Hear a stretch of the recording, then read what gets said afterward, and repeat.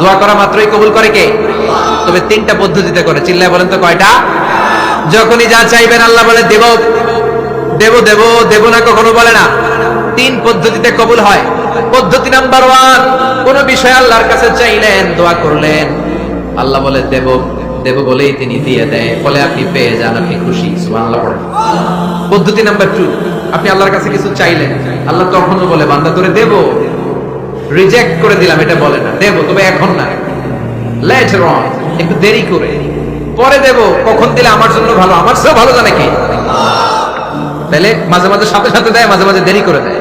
পদ্ধতি নাম্বার 3, আল্লাহর কাছে দোয়া করলেন, আল্লাহর কাছে কায় মনোবাক্যে চাইলেন, তখন আল্লাহ বলে বান্দা আমি দেব, তুই নিরাশ হইস না, তবে এখন দেব না, দেরি যেদিন বিপদে পড়ে যাবি ওই দিন দেব।